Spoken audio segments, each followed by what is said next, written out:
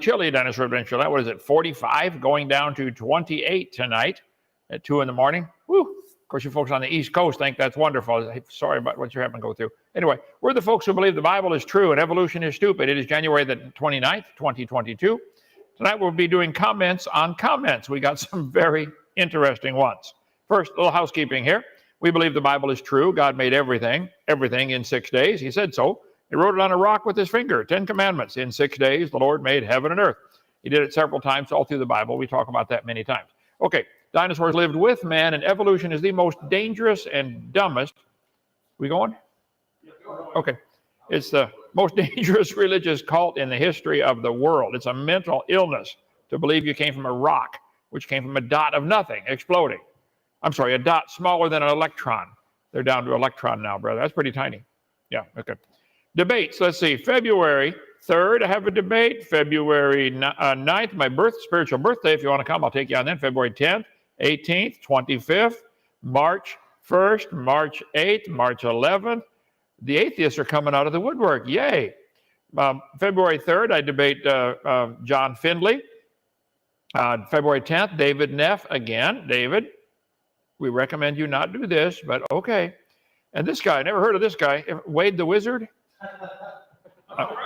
I'm going to debate, I don't know who he is. Mark Drysdale, I'll be debating him on February 25th. And Call Me Emo. I'm going to debate him on March 1st. And then Tom Jump and James. One of these guys, did you remember, Matt, was a former Calvary Chapel pastor that now has become an atheist. So I don't know which one it was in the lineup there. Okay, April Fool's Day would be a good day if you want to challenge. Call Standing for Truth. They're moderating the debates. They do a good job. Keep it fair. Shut your mic off when it's my turn to talk. Mr. Nelson, Leon, Aaron Nelson, is that it? Call in.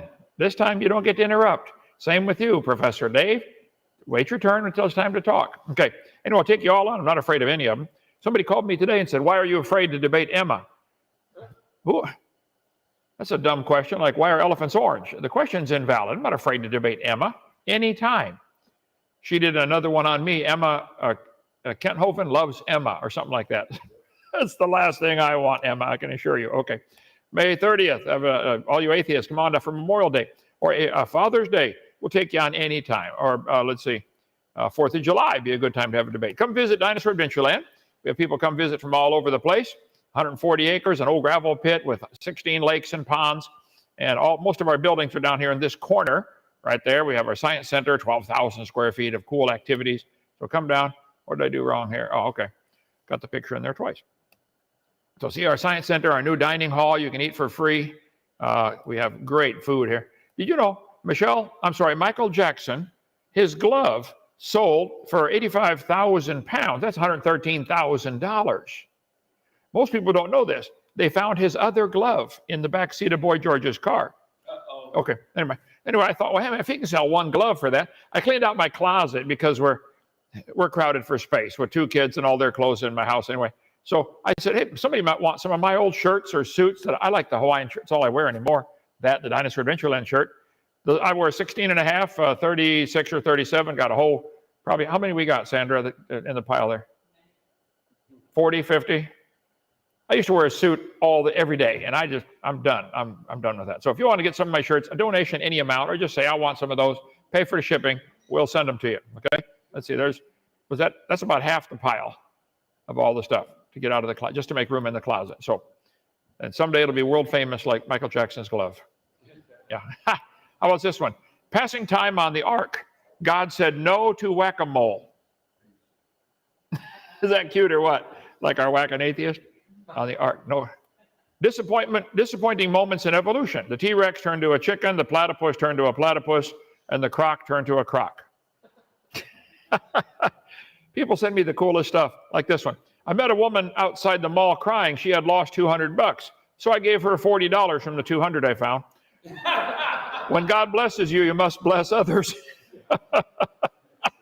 Anyway, get our creation seminar, 18 hours on all kinds of cool stuff on science and the Bible, defending the Bible as being correct. Get my book and my video series on what on earth's about to happen, folks. It's coming. Tribulation time coming. I think it already started. It's going to slowly wind up for 3.5 years and get really bad. Might want to check that out. Anyway, Scott Smith posted the question several times in an email. Scott, I get how many emails? I can't keep up, okay? Call me, 855-BIG-DINO, extension 3. I take calls all day, and 5 in the morning, got a call. Remember that one? Okay. If I'm up, I'll answer the phone. Anyway, question is concerned about my wife's eternal life, and she is from Jewish heritage. What will happen to all the souls from 2,000 plus years ago that had no chance of knowing Jesus? Half the question at a time. Before Jesus came, the people were saved on credit, looking forward to him coming.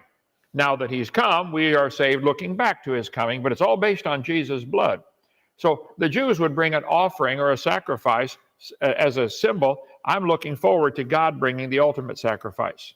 So they were saved by faith in the Old Testament, just like we're saved by faith today, but they didn't know who was going to be the Messiah. Let me finish here. Will on Judgment Day, after all have seen or met Jesus, be given another chance to accept Jesus? I don't think so. I think when you're dead, it's over with. To be absent from the body is to be present with the Lord, and when you die, you go to heaven or hell. All I know to do for her at this point is pray and try to show her love. If I can get this answered, I'm sure my pea-sized brain will have another question about the same question I will need to respond to you about. Well, Scott, call me. Here, Bible says, neither is there salvation in any other. There's none other name under heaven given among men whereby we must be saved, Acts 4:12. You shall be saved. The Bible says you shall be saved. It's all through the Bible, but it's only through Jesus Christ. There's 25 times you'll see that phrase in there, shall be saved. Without the shedding of blood, there's no remission of sins. Wages of sin is death, but the gift of God is eternal life. It's a gift from God. Ephesians 2:8-9, for by grace are you saved. There's no way to heaven without going through Jesus Christ. Sorry. That's what the Bible claims anyway. I believe it to be true. Okay, comments on comments. Gooby commented, imagine still claiming that astronomers cannot measure star distance via parallax, despite the fact you've been told there are instruments for measuring a billionth of a degree. Ooh, that's pretty tiny. With accuracy. And that astronomers can use standard candles for measuring distances if you don't want to use parallax. Well, Gooby, you're missing the point. Star distance has nothing to do with time. You guys confuse star distance with time. No, the star distance may be correct, but I'm going to show you why there are some serious issues with that. Okay, how do scientists determine the size of the universe? How are distances in space measured? Okay, we are attempting to measure things where relatively close, like the Milky Way. We use basic trigonometry. I covered that last night. Basically, if you measure a star's location at one point in the sky during the year, and then measure the position 6 months later, just what I shared last night, okay, you can calculate using trig up to a very short distance, okay?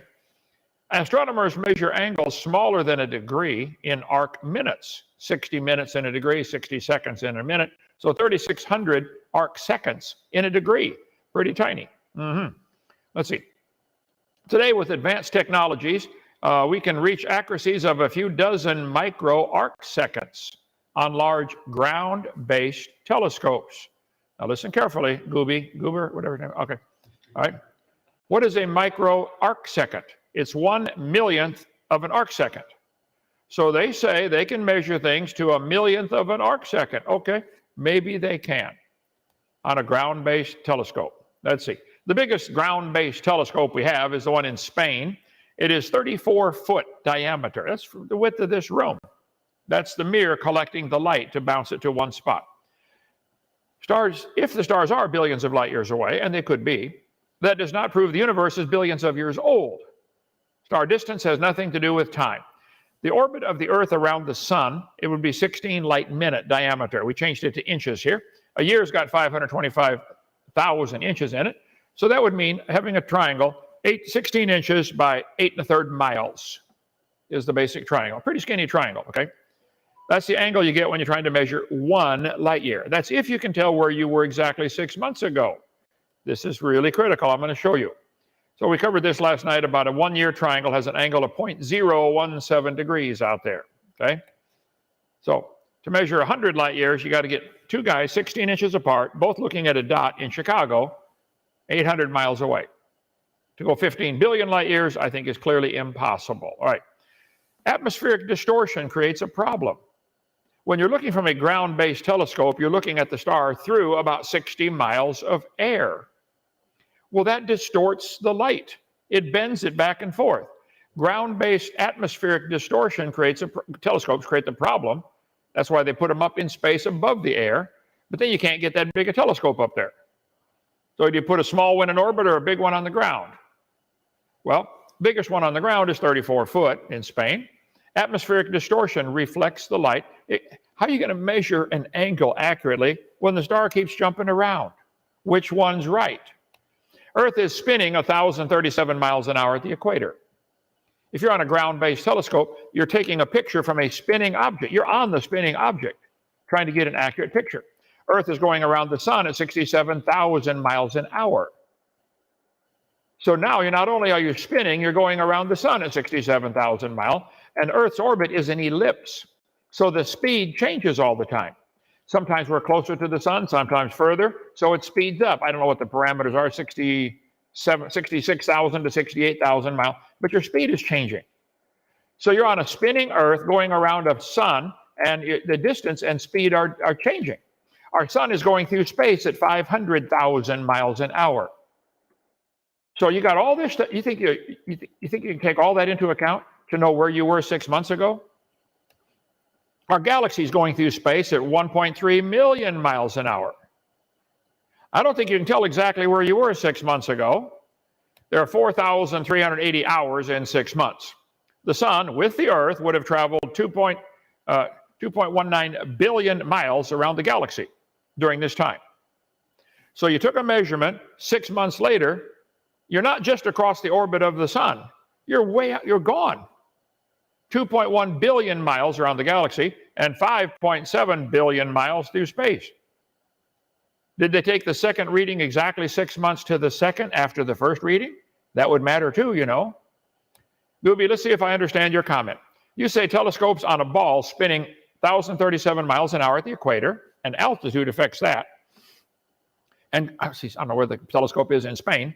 And going around the sun at 67,000 miles an hour in an oval orbit, while our entire solar system goes around the galaxy at 500,000 miles an hour, and the galaxy moves through space at 1.3 million miles an hour, looking through an atmosphere that distorts the light, and you can tell me exactly where you were 6 months ago and measure angles precisely to a billionth of an arc second?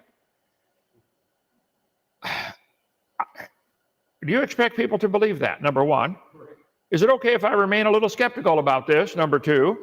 Can we please not require all people to pay to have this taught as fact in public schools until further proof comes in?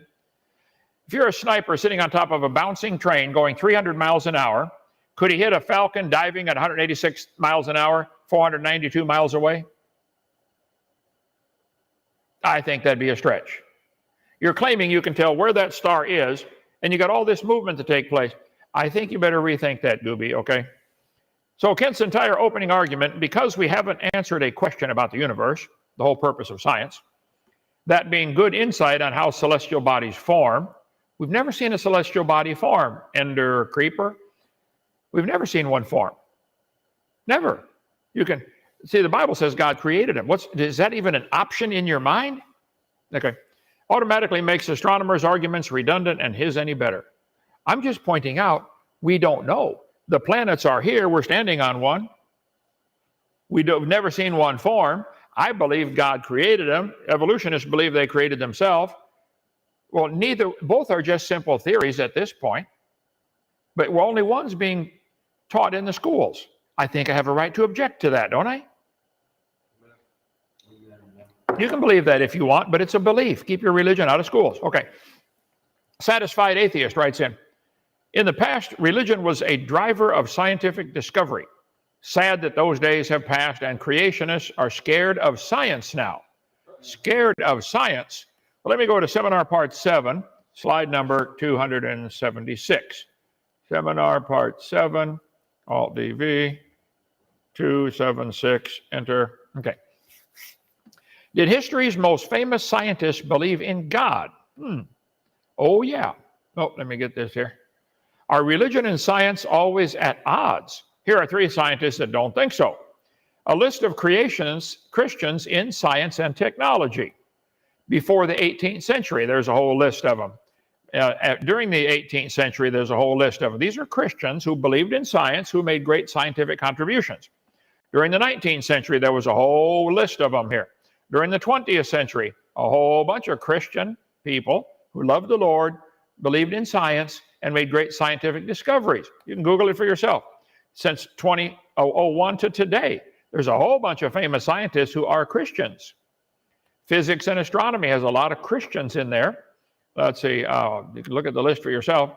Earth sciences, engineering, and other branches of science. I think you're mistaken. There are lots of Christians involved in science. Kurt Wise, good friend of mine, is an American young earth creationist who graduated from Harvard University with a PhD, and he believes the Bible. Baylor University fired William Dembski because he advocated intelligent design. A professor gets fired because he tells the students there might be a designer?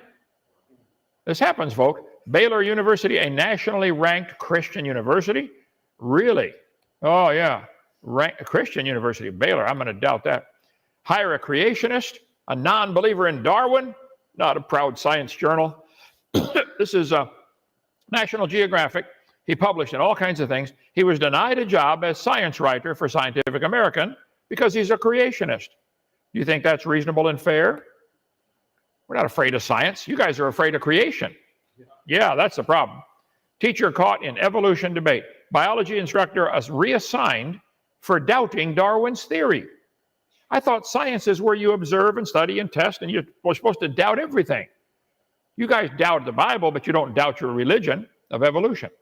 Educator quits over reprimand for teaching evolution alternative. Stand firm. I've got a ton of stuff on this topic where teachers get fired for teaching creation or for just even questioning Darwin. 1993, he was removed from his teaching post because he raised doubts about Darwin. Hitler had anybody who disagreed with him rounded up and imprisoned or executed. How many teachers in Germany spoke out against Hitler, do you think? None. Not for long. Stalin had them, dissenters rounded up and persecuted. How many Russian teachers stood up and spoke out against communism? North Korea still has dissenters rounded up and imprisoned or executed or beaten half to death or all the way to death. How many teachers in North Korea speak out against Kim Jong-un and his stupid haircut? How many?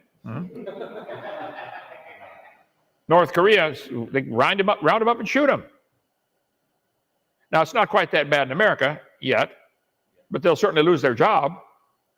North Korea, anybody dissent against communism, round them up, beat them up. China still tortures horribly. You ever had a stick between your fingers and squeeze the fingers together? Try that. Just put a pencil in there and squeeze your fingers. There's no pain like that. Rounded up, tortured, executed. Happening in China today to our Christian brothers and sisters. How many teachers in China speak out against communism, you think? None. None. Muslim countries round up people that don't believe in Islam and shoot them or imprison them.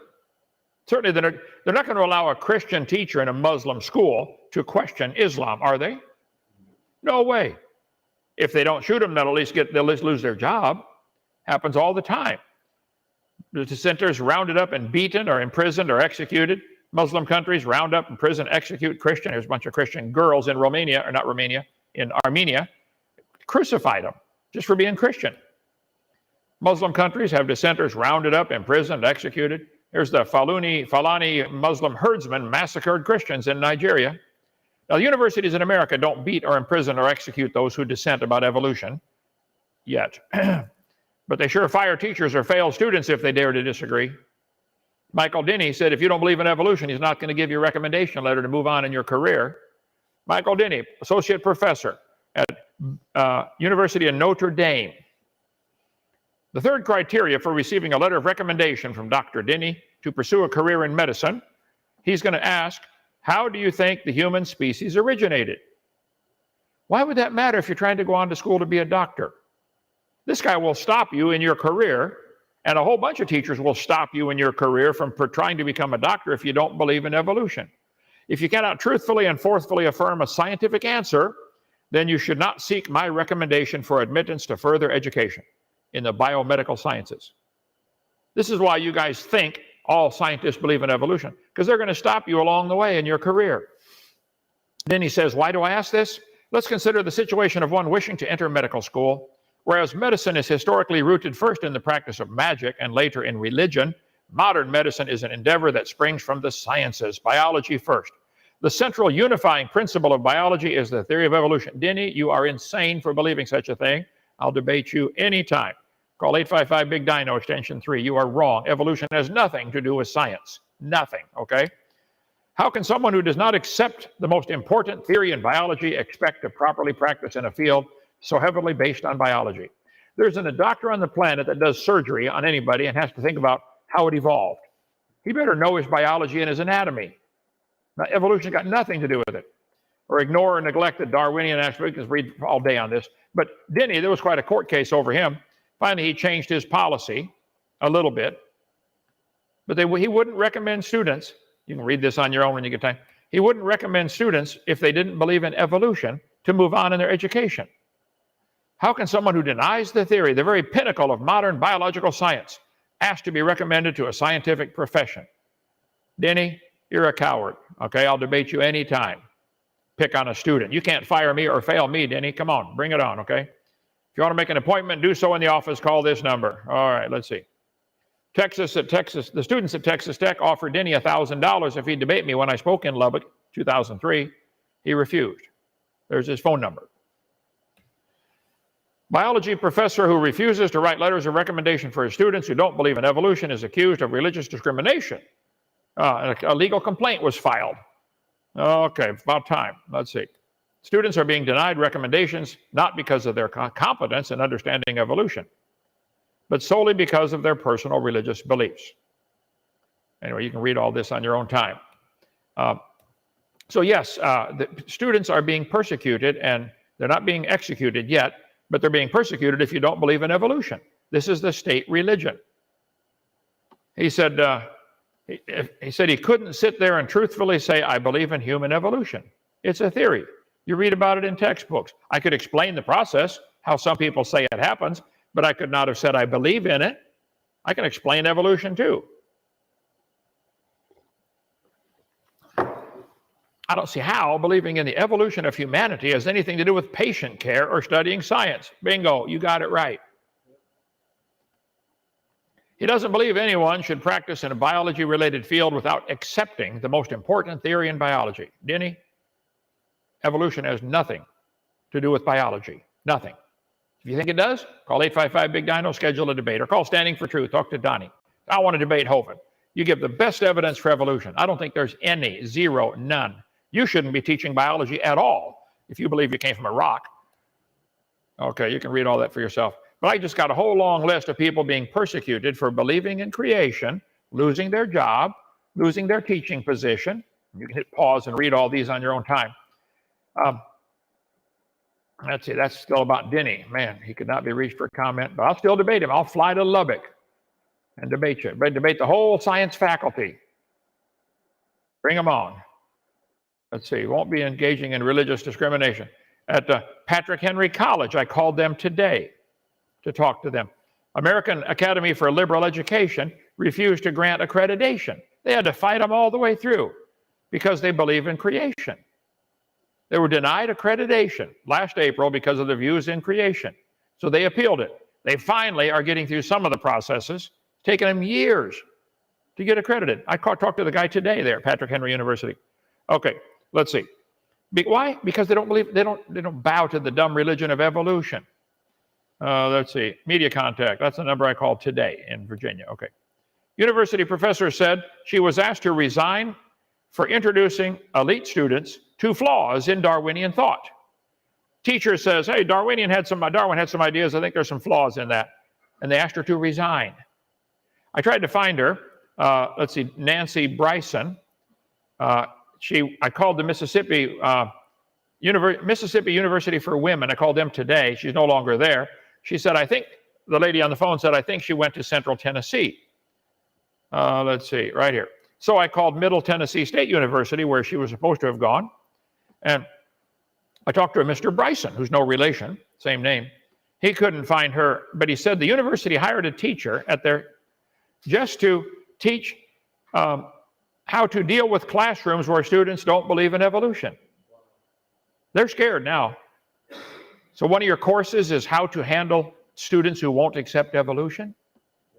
I said, Mr. Bryson, would you have them bring me up there? I'll debate the whole science faculty, and that teacher can teach the students how to handle Kent Hovind. Yeah. Let's see it. Everybody call them, Middle Tennessee State University, everybody call them and say, schedule a debate. That's fair. Won't cost them a dime, right? Let's see. One was kicked out of his office and shunned by his colleagues because he didn't believe in evolution. These scientists believed in creation.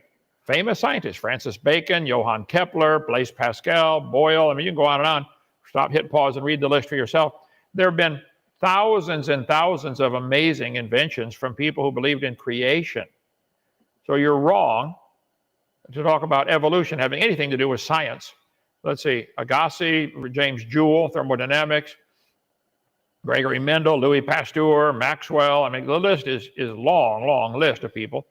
The Wright brothers, who studied birds to learn how to make an airplane.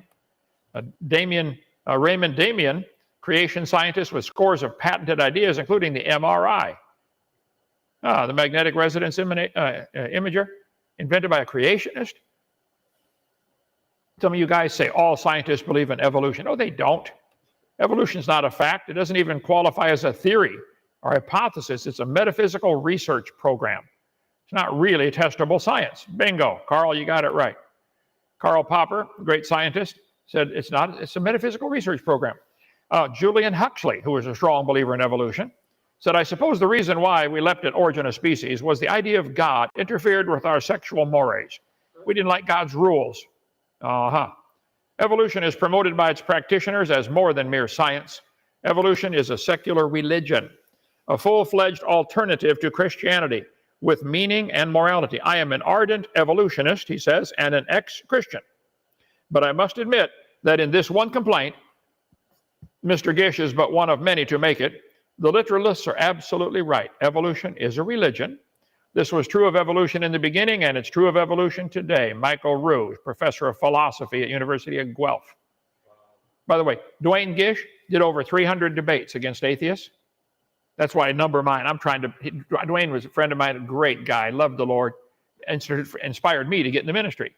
I'm going to try to take up the flag and keep running, Mr. Gish. Praise God for what you did. Let's see. Evolution is a fairy tale for grown-ups. The theory has helped nothing in the progress of science. It's useless. Bingo, I agree. Nearly all branches of science were started by creationists. Evolution has added nothing to the advancement of science. It's a useless theory. Even if it's true, it's useless. When students or professors fear expressing their conclusions under threat of being flunked, demoted, fired, or ostracized, science is suppressed. Any advancements in technology have nothing to do with evolution theory. Evolution is hindering the growth of science. So go back to comments, slide number, let's see, comments on comments. No, right. Hold on here, Alt-DV. PowerPoint, wonderful. I think I got it all confused here. There it is, okay. No. One moment here, folks. Oh, there it is, okay. Is that it?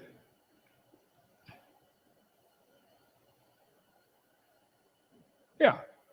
No, it's not showing up. What did I do wrong here? Got to restart it? Just hit escape and then go back in. Hit escape. Maybe that might work. Yeah. Slide number 65. Okay, we went through this. I'm getting there, folks, okay. About the stars. Oh, comments, here we go. Okay, there we go. Castillo writes, thank you, Kent. My daughter and I love you guys. The quality of this video was good. You couldn't be more right, Kent. We win in the end. Yep, I read the last chapter. We win really big time. Yeah. Let's see. God bless you, Kent. You inspired me to a new level of faith. Praise God. That's what I'm trying to do. I tell people, find something to do for the Lord. Okay? If you're not going to shoot, carry bullets, pay for the bullets, take care of the wounded, do something. Everybody ought to find something to do for the Lord. You've all got something you can do. Anyway, You're a great man, Kent. I can't wait to come down to DAL. Kent's one of the most unintentionally funny people I've ever seen, Dave said. Dark Rider writes in, yeah, he's a joke, all right. Let's see, Dark Rider. His lack of self-awareness is legendary, like something you'd only see on a sitcom. These are all such empty comments. There's nothing specific in here, okay? His ego is off the charts. With a head that big, it's surprising he doesn't have satellites orbiting it. Oh. Let's see.